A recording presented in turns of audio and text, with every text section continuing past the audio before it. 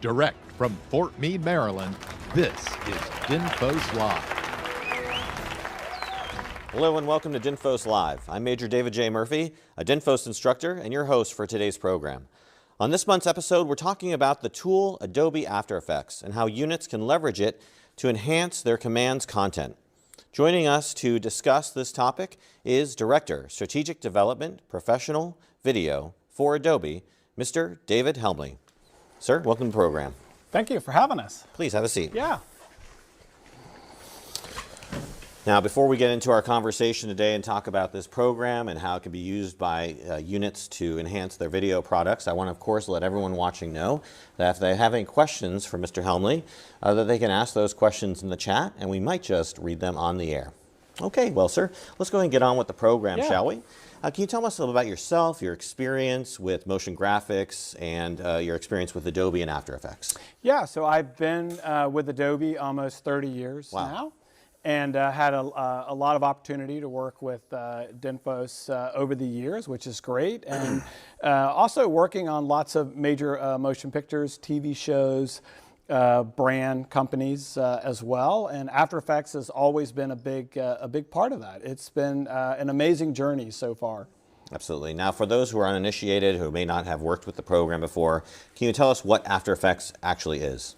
Yeah, After Effects is a compositing tool, first of all. You'll hear that term a lot. And I think the easiest way to look at After Effects is that it's animated Photoshop. So when you understand layers and how they interact with each other in Photoshop, we're just going to put those to motion. Absolutely. Okay, great. So tell me, if for folks who are watching maybe movies or television shows, can you tell us like which ones may have used After Effects in their production? Yeah, absolutely. And I'm going to show you some examples today. I've got a little demo reel that I'll just scroll through kind of quickly. But I'd almost say most major pictures that you watch and even TV shows use After Effects. It's known as the Swiss Army knife just to fix problems. We need to remove things from scenes. Starbucks cup, for example, in Game of Thrones, you might have seen that. There's other things where there's things called occlusion. I'll give you an example of that, where we've got things blocking things and we need to go in and redraw them and remap them. It's been also used in a lot of productions for green screening, and also using Photoshop files as video plates, which I'm going to show you some examples, and sort of setting those up in 3D to create scenes, because we no longer have, say, movie sets and movie backdrops made out of wood and plywood. We have those created virtually. So it's very popular there. Okay, great. So what's probably the most powerful tool or capability that After Effects has within it that people should know about? I think the biggest thing to really look at After Effects, like what makes it different, is the people that made After Effects made it with math in mind. I mean, the original one of the original co-founders is still at Adobe, and it's very math intensive, where you can write expressions, some algebraic equations to make random things happen or very specific things happen based on physics. They also took a step back and did a lot of this stuff for you, building out some of these formulas where you don't even have to open up that window. You can just make things happen. But if you want to go in and tweak it, with that math being available to you, you can really just see the power of After Effects to have the ultimate control to make it look as real as possible. Okay, great. So we're getting a question from social media. Mike S. asks, what kind of effects can be created with After Effects? There's all sorts of effects that, smoke and fire, lightning, rain, snow. I mean, there's just a ton of effects that are in there. But what also you can do with it is you can use some of those effects on layers to create other effects like lava, right, for example, and things like that, when you sort of understand things like displacement maps and other things as you start getting into After Effects. After Effects goes pretty deep, but kind of travels along with you through your journey of learning the product. Absolutely. And I just want to let our audience know that while After Effects is widely used throughout the military and actually taught at the schoolhouse, there are many different programs that exist for motion graphics. And I'm curious, someone who's obviously been involved in the industry for so long, how does it compare to something like, DaVinci Resolve's Fusion or Blender or Nuke or even Filmora or these other programs? I mean, all of those are great apps, and I work with a lot of companies that work with all of these. After Effects is always that sort of base layer product like you would see with Photoshop. And it works the way that it works. It's almost 30 years old. And people, count on it working the way that it works. We're always improving the program and rewriting it without taking away the way that it works. Because you mentioned Resolve, which is a great product. It uses nodes, right, which is a very different way of thinking. And when you have that mindset for that particular task, that may be best for you at that point in time. But people love to come back to After Effects because, as you'll see when we demo it, it works very much like Photoshop. And when you get in the Photoshop mindset, I always tell people it really doesn't make a difference what you're doing in After Effects. You're just putting Photoshop in motion. Okay, sounds good. So talk to me if I'm a person who is new to After Effects or new to any sort of motion graphics program. Talk to me about how I can kind of get over that initial intimidation that comes from opening the program and seeing all these available windows and widgets and icons that you can adjust. Yeah, I'm with you on that. And again, as you and I were talking earlier, we got started with these programs a while ago, so we got the advantage of watching these different things that get added to the program and learning a few more things each year, where today you jump into the program and it's like, wow, there's a lot here. I would say start in any of the workspaces. This really includes on any Adobe Creative product in the beginning or Essentials workspace, which pretty much blanks everything out and allows you just to bring in certain starter elements. And I'm even going to give a link for you guys at the end of the show to use the tutorial files that I have here on a brand new site that we've just created. And it really does start you from ground zero. That sounds great because I know our audience loves continuing education opportunities and resources. So we'll definitely let you know about that source later on. How does After Effects fit within the overall pantheon of Adobe suite products?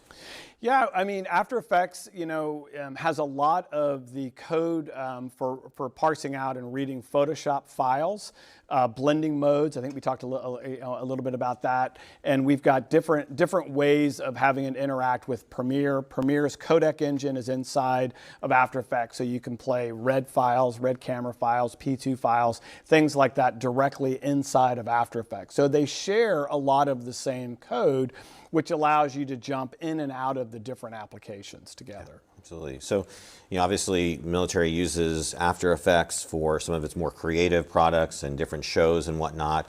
How do you think the military can best utilize After Effects? Well, I think from the work I've seen you guys do, you have to do explainer videos a lot to try to tell people processes and giving you faster and easier ways to do that. We're going to, again, start you with some ways to sort of, again, animate Photoshop layers and files to really help move this along, but also take that over into video and start teaching you how to separate items from the video so you can call things out. So yeah, super easy ways to do that. So educational and informational products. This could be leveraged for. Any sort of explainer videos that you might need to do. Or by the way, we should also say what it's really well known for, which I'll show you today as well, is just openers. Could just have some fun with it, where you've got the opportunity to have some creative freedom at the beginning of a show, or maybe during a title sequence at the end, rolling credit. Okay, great. Well, we promised you all, if you saw our promo, that we would do some tutorials, and now we're going to go ahead and without further ado, let's go take a look. Let's do some tutorials.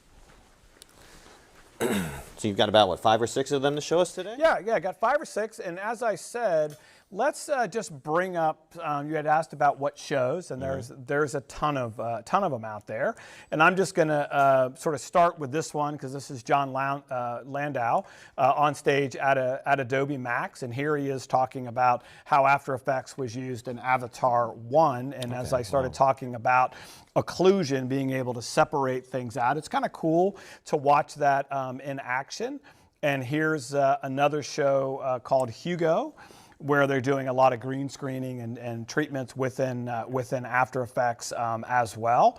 And then another show that I really like to show a lot, this one is Boardwalk Empires, where they're building out an entire set and laying that all, and those are all different Photoshop layers and Photoshop files, and in that case some Illustrator files coming in.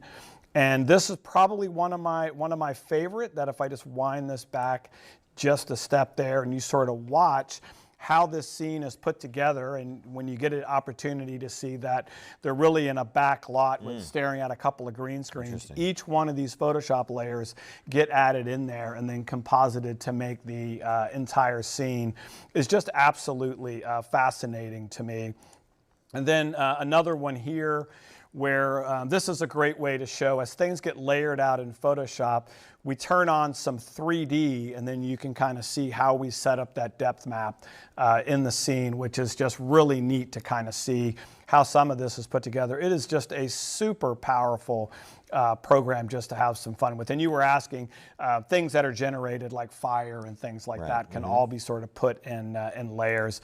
I love to show this one. Had a friend of mine was the editor on Sharknado, heavy After Effects on sort of a B movie, but I like to say Sharknado is a movie that knows what it is, kind of fun, but you see a lot of use cases for that, for even just the most simplest After Effects stuff. And then another one, I do a lot of work with Saturday Night Live. Our team's worked with them for years, and here's an example of them and one of their Mario Kart videos they did this year. Super high quality production value, and I thought it would be interesting for some of the units to see how this thing is put together. So here you are on a Friday afternoon, and we had talked about how the Adobe programs all work together, so they go in and out of After Effects, Audition, Media Encoder, and Premiere, and sort of lay all this thing out. And you can kind of see the time crunch and what the editor is having to do. And by Saturday night, getting close to 11 o'clock, that thing's got to be ready to roll and get on air. So no pressure there, exactly. And then on the sort of fun side, we talked about openers and maybe some of the commercial side that's out there. Here's an example of a lot of what you see on TV that's used in After Effects, and I'm going to actually open up some of the elements that are in this project later on in the demo to kind of show you how some of this is put together inside of After Effects. But it is just an amazing playground of effects and things to play with. But to get people started, I think we should just start with a standard Photoshop file. And I've got Photoshop opened here, and I've got this PSD, and I'm just going to open up the PSD, which has got a Photoshop document, which has got a couple of different layers in here. And I'm just going to zoom in to show you that we've got some text and we've got some background treatments. We've got our little cow icon there. And if we just look at it, as I bring this into After Effects, I'm going to just go to each of these layers, and I'm just going to kind of move them around, just like might do some of this in After Effects. But you already know how to do all of this inside of Photoshop, and why not just be able to add some keyframes to that and do that inside of After Effects? And so After Effects has Photoshop's parsing engine built in to separate those layers out. Okay. And I'm going to just right mouse click, and I'm going to open this in After Effects. Great. And you'll see it comes up, and it gives me some options here where I can import this as a complete composition with all the layers, and I can retain layer sizes if I'm worried about the size of the document, or bring it in as sort of flat footage. And let me just pop over to After Effects here, and you'll see right away it made a composition. Now, for those of you that are new to the term composition, and maybe you know Premiere or another editor, it's the same thing as your timeline or your sequence. So think of it that way. In Premiere terms, it's the same thing as a sequence. We have put some new color options inside of After Effects to allow you to sort of work in different color spaces. And I'm going to set this to none so it looks a little bit more like what we had inside of Photoshop. But you can already see that I'm looking at this file the same way that I looked at it inside of Photoshop. And tighter integration shows the Photoshop icon to tell me that it knows it's in Photoshop. This gets to be super important. If I want to go back and re-edit it, I can edit original inside of Photoshop as well and change some of those layers around. So as I start to look at the different layers that are in here, and I'll give you a keyboard shortcut. The keyboard shortcut for move is V. Just remember move. Indeed. So there's tons and tons of keyboard shortcuts inside of Premiere, inside of After Effects, and you can start to actually play this thing like a piano, as I say. So I'm going to jump over here to the transform controls, and the reason I mentioned some of the keyboard shortcuts is I could just hit P, S, or R to go ahead and bring up these individual ones, but I like to start out with the transform because it kind of looks like exactly what you see in Premiere, and you can see I've selected the word make, so I kind of know what's going to go on there, and I can select that, and I'm going to just add keyframes. So I've clicked on position, scale, and rotation. It's what I always tell everyone to start out. If in doubt, just click the starter keyframes, whether you plan to use it or not, and then go ahead and you can move this out over time, but figure out where you want this to start. I'm going to say, let's take the scale here, and let's put the scale at 0. So I'm at the 0 point in time. I want this thing to kind of fly in, and I'm just going to come back over here, and I'm going to set that to 100. And you see it's drawn the keyframe for me. So as I come out here and I do this, that looks great, and I come over here, and I want that to come out a little quicker. Now, one of the things you might be looking at is why is it zooming from that corner? And that's because if I zoom in here, my anchor point when I brought this in always confuses new users. It's because look at it as a whole Photoshop document, it puts you right in the center. And that's a pretty easy thing to fix, because if I come over here and I just go to the anchor point up here, I can center that, make it right, that word make, right on it.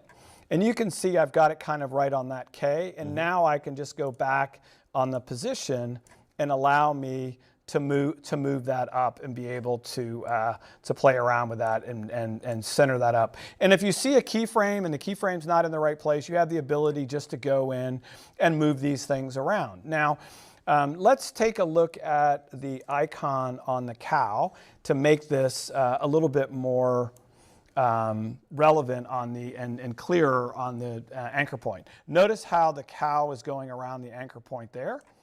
Let's go down and just move the anchor point on the cow. Sort of move him over there. That actually looks pretty good.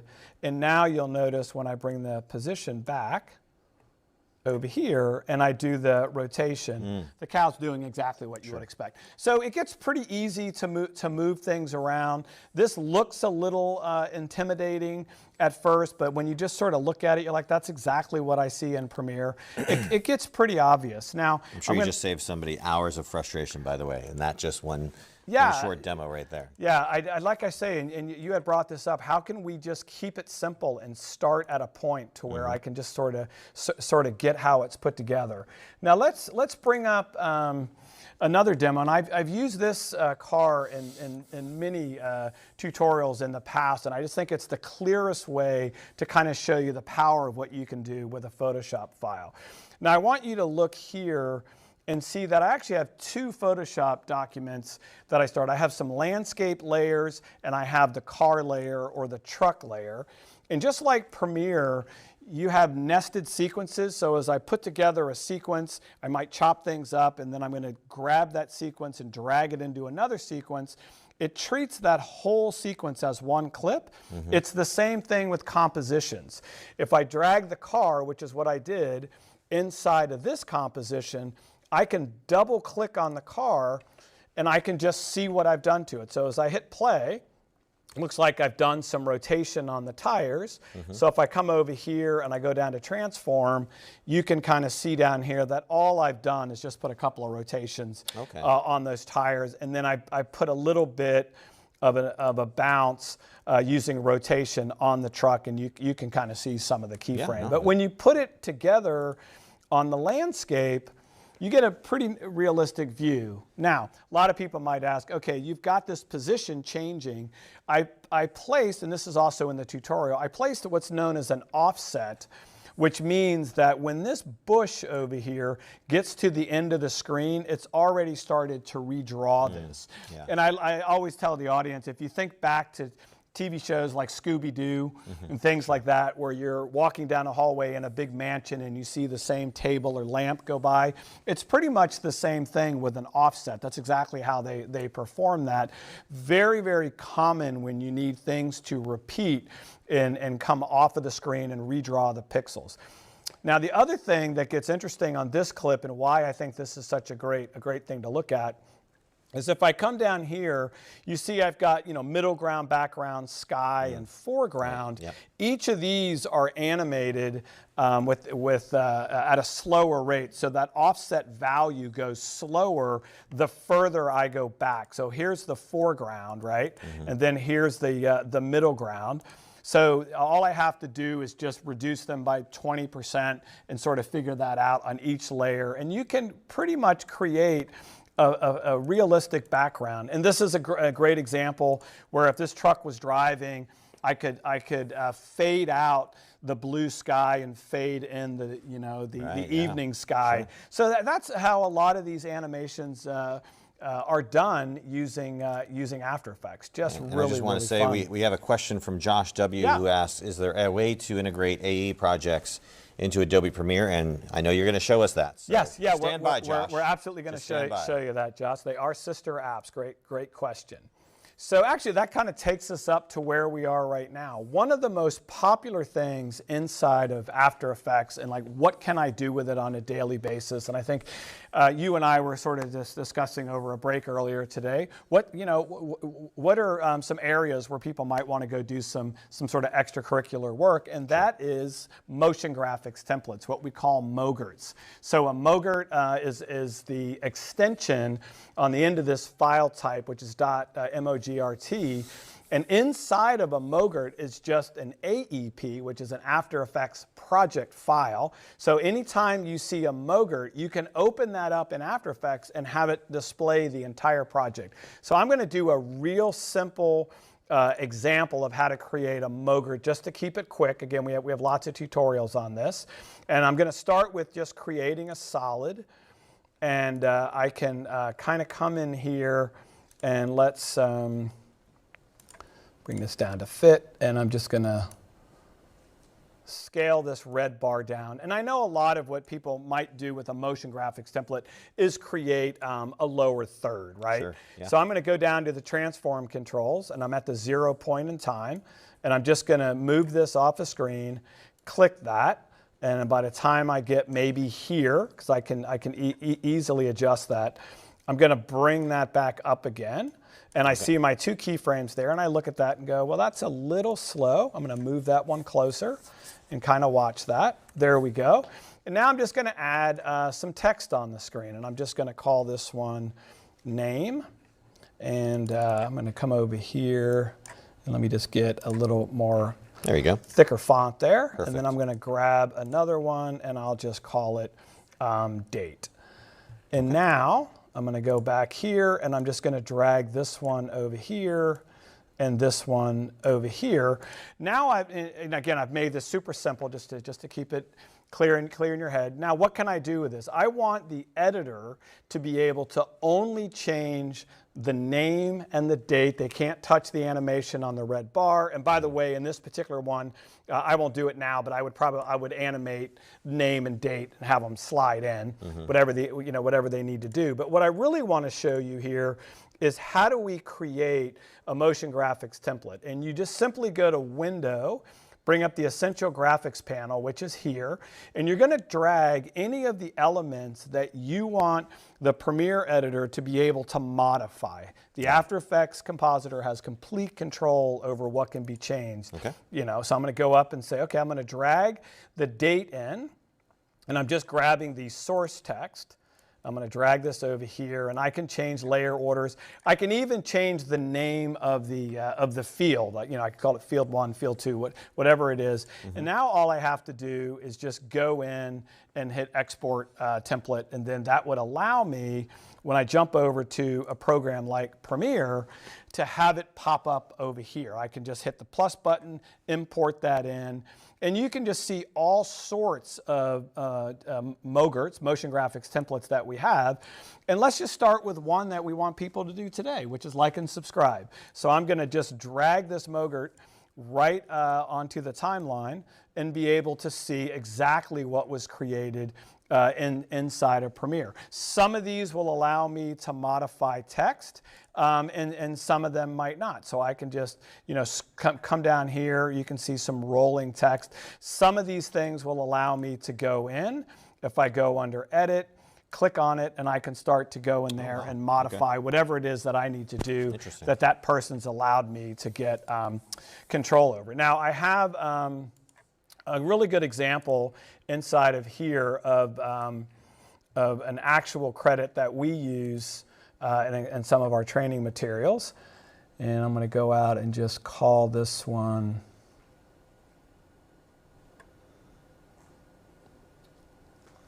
let me just grab it over here.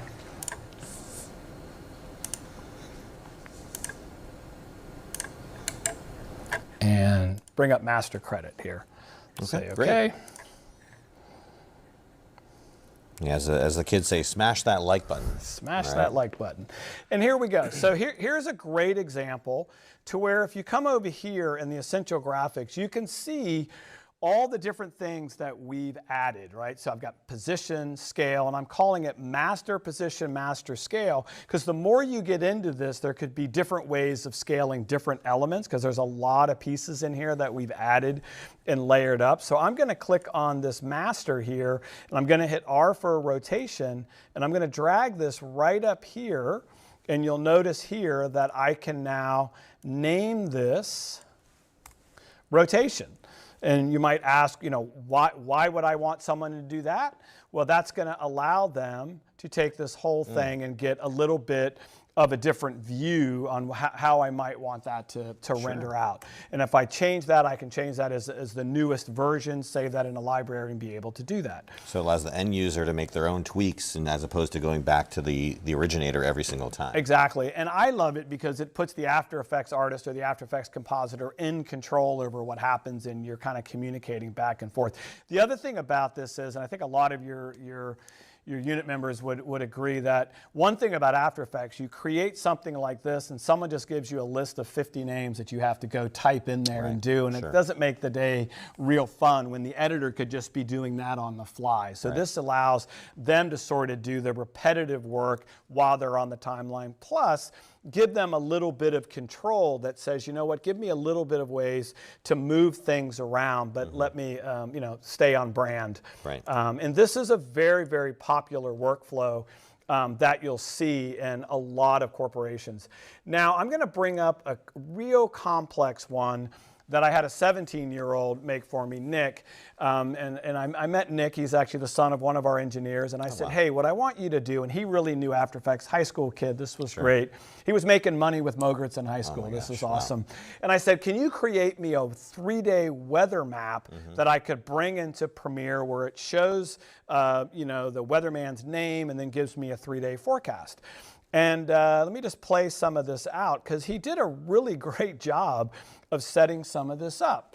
So when you look at what Nick had done, you come in here and you can kind of see, well, he's got the lower third, which is going to end up, if I double click on that nested comp, remember you can take any composition and drag it into another composition.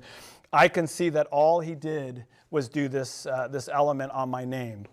And then all I had to do was to go in and grab the source text and then drag it up there, and that would allow me to change the name. And he did this for each of these different elements that are in here. I mean, he could go in here and affect all of the different areas of the composition to allow me to get in there and see all the different things that are happening. So let's pop over to Premiere and show you what this looks like from an editor standpoint. As I go over here, you see I've got my weather map right there, and I can drag this out, and I'm going to put a set to frame size on there. Never scale, always set to frame size. A little tip for you. Oh, very good. So if I come in here, I can see the weather map. Now, What could I do with this? Of course, I could go in there and change my name. But you can see the sliders that Nick gave me access to. Is this a heavy snowy day? You know, how big are the flakes? How much wind is in there to sort of figure that out? He had a lot of fun with it.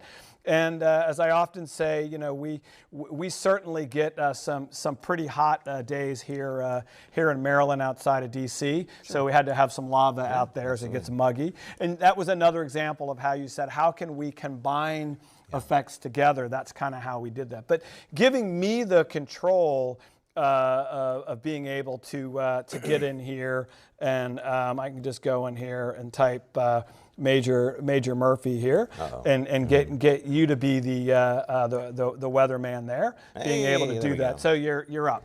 Super simple. I didn't have to go back to the After Effects artist and say, hey, could you make me one of these for you? Great example. You know, I think that actually is a perfect example of what we got a question from, another social media question, Steve B, who asks, how does After Effects workflow benefit media producers? And I think you just presented that, right? Yeah, 100%. It puts the editor back in control, and I think for media producers, it gets the turnaround a lot quicker. Okay. You don't have to wait to have somebody else come back out and make that change for you, who also knows the composition, right? Because you have to kind of know your way around After Effects. And not that that's that complicated, as we just showed, but you can just kind of stay in the zone of the editing. Now let's jump in and sort of kick it up a notch, I think, and let's talk about some of the more modern things that people might want to start doing with After Effects. Sure. And one of my favorite things to show is a new AI engine that we have inside of our RotoBrush tool, which has been around for a long time. And one of the things I'd just like to point out to the audience, you know, RotoBrush is on its 3rd version, right? A perfect example. We change the tools quite often without changing the way that they work, right? Which I think is super important, because once you get it, you don't want me to get in there and change it around. It's like, but if it's faster, selects easier, and it's just easier to use, then more power to them. So like you don't change a shortcut key, right? Don't change it, exactly. You know, change is hard. So down at the bottom of this project panel is a composition button here. And we also have a similar one inside Premiere. And that's going to allow me to drag this 4K movie on top of that comp window and just automatically set up my composition. Now, the reason that's a great little shortcut to know is I don't have to go into comp settings and sort of set up the 4K, this sort of frame rate, and all the different things. It just automatically knows what it needs to do. And here's a perfect example of where I want to separate this guy dancing down the sidewalk from the background so I can do some interesting things. So I'm going to start with this with a little bit of trickery. And I'm going to just duplicate this layer. How'd you duplicate that? I used Command D or Control D on Windows. And I've selected the layer, and one of the original things in After Effects, if you try to keep the keyboard shortcuts the same, I'm going to hit the Return key and just call that BG for background layer. So now I have 2 videos just essentially squashed on top of each other. And I'm going to turn off the background layer. Again, people do this in Photoshop all the time. I'm going to select the foreground layer, and I'm just going to go up to the brush. And here's where the new AI engine is going to start to take place. I'm going to double click on this, and it brings up the layer window. Now, this confuses a lot of people. Always pay attention if you're in the layer window or the comp window. Remember, the comp window is the same as the program window in Premiere, and the layer window is kind of the same as the source window in Premiere. So it's the actual source video. So now I'm going to see that my tool's available, turns green, and all I have to do is just make a quick stroke and say, I want you to start selecting this image. And now all I have to do is just click, and it's getting smarter as it's clicking. Now, I did pick this image as well, because you can see it's not a real quick, easy selection because the colors are all very similar. So I'm going to go in here and just, I'm going to hold down the Option key or the Alt key to say I don't want that background. And now it says, okay, I'm going to stick to his legs there. And now all I have to do is just click once and say, okay, he likes the flesh color on his hand. I'm going to get rid of this up here, and I'm going to click his hand. Maybe a little bit of that. See how it just got tight? It kind of understands. So Sure. AI is allowing it to get smarter as it's learning on the fly. And right between here, I want to tell it, I want you to go ahead and do that. And all I got to do is hit the space bar. And AI now completely takes over. It understands that that's a person, arms, legs, head, torso, does everything it needs to do. And it's now separating that from the background, and it's also just gotten so much faster using some of the newer processors in these, because a lot of these have ML processors, machine language processors in there. So now when you look at this, I can sort of see that I've separated them from the background, and you see this is a very common effect that you might see people do something, outline the image and so forth. So I'm done with the layer window now, and this is a great example where I've turned off the background layer, and now I just need to put it back. Okay. So now I've got both of those. Now the fun can start. So I'm going to go to the background layer, and I'm going to right mouse click, and I'm going to go to track. Now this is going to take a minute. Again, wanted to use a realistic video here. This is a 4K video because I figured a lot of the units and some of the other people out there are probably shooting in 4K video, so I want to show something realistic. And we often know that you use 4K video because you want to do image stabilization, which big part of After Effects and Premiere to be able to get in and stabilize, especially when you're going back down to 1080. It's really, really smooth, and it'll create this in about 30 seconds, and it's going to create a 3D sort of planar map that's going to allow me to figure out where all the edges are within this image, because I've got a sidewalk here, I've got the front of this curb, and I've got the wall. It's all perspective that's going on. This also works on if the whole video is moving as well. Doesn't need to be sort of a lockdown camera like this. And this is used all the time in After Effects to make things stick. And it's just one of those metaphors that's super, super simple to watch as this kind of goes on. Yeah, being able to do this. I think it's also noteworthy is that, this laptop you're working on right now is a couple years old, right? This is a 3-4-year-old laptop. So, you're doing all these effects that are pretty high end, but it's in a system that is, able to handle it. Yeah, exactly right. And let me just go and see. I'm going to go down here. I'm going to click on the tracker. Now what you'll notice is a bunch of dots on the screen, and I can look over here and I can say, oh, let me find out where it actually finds a flat spot on the sidewalk, and I'm going to just create some text there, right? I can also kind of come over here on the wall here and just say, let me create some text over there. And now I can just start having some fun with this. I can kind of go down here and say, let me grab some of this text, and I'll kind of move this one down here, and I can have some fun and just write this out. Very nice. Be able to do that. And I can play around with perspective and all that. And I'm just going to go in and select this, and let's just change the font around. And I'm going to make it look a little bit more like graffiti there. And now if I look at this, looks okay, but the trick is not quite there.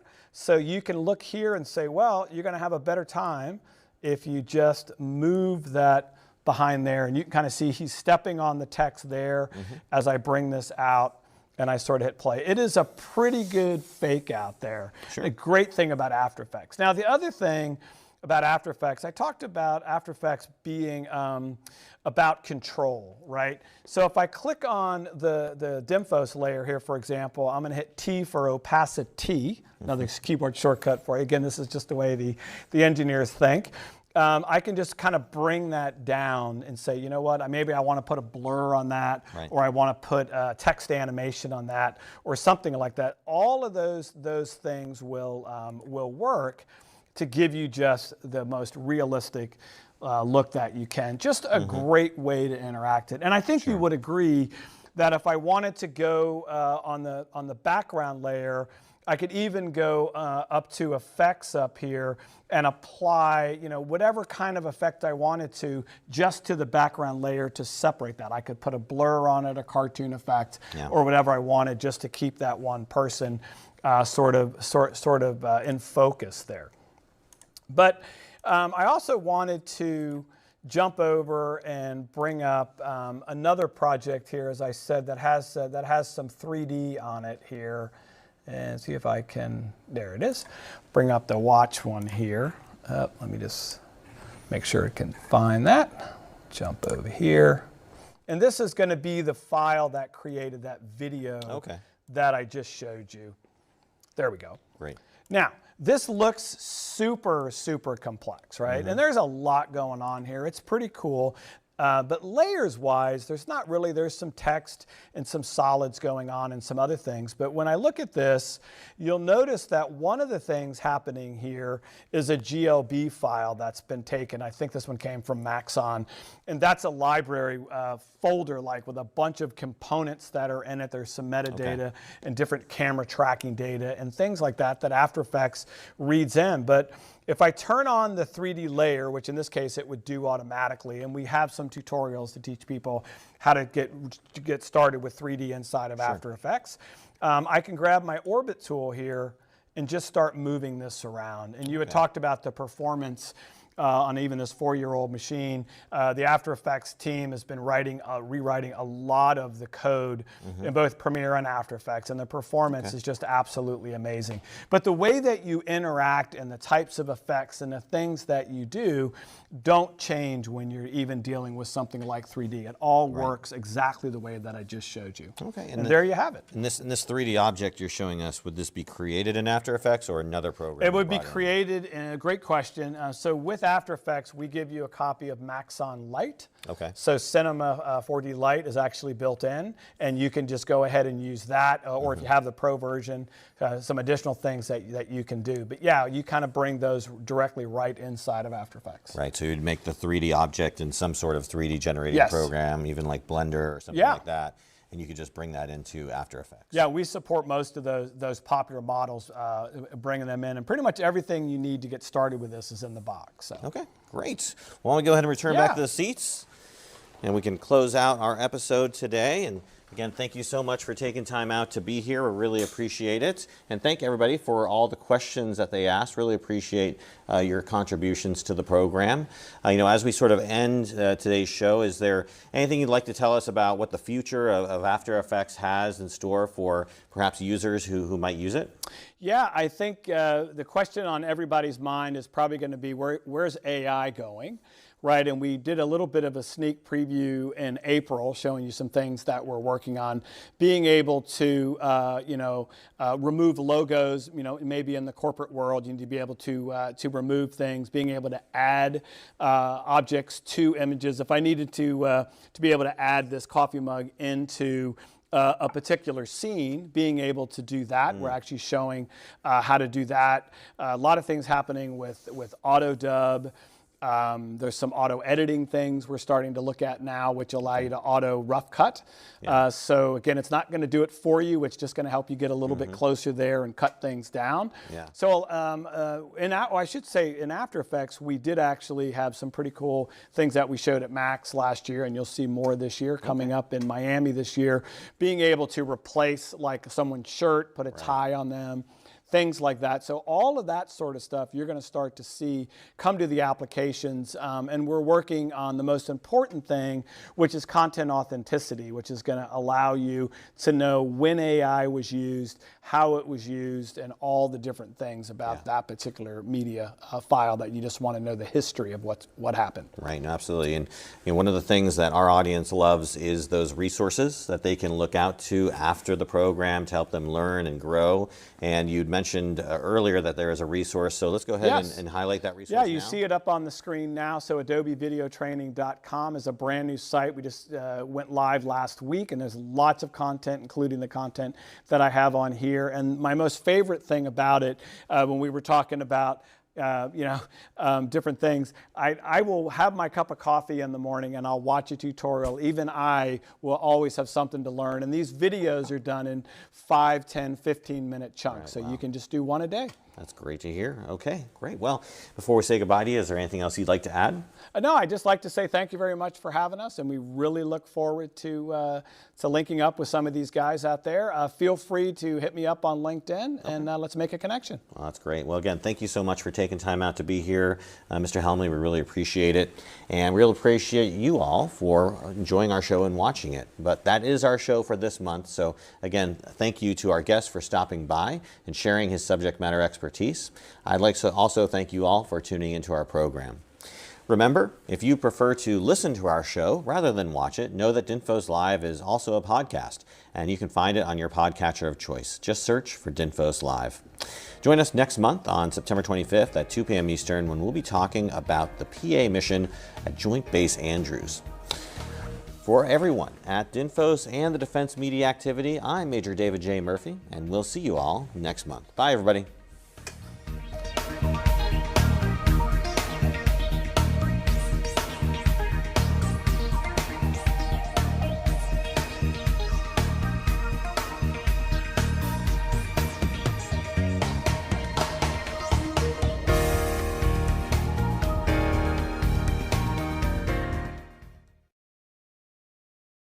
Of course, yeah. Maybe we can do something on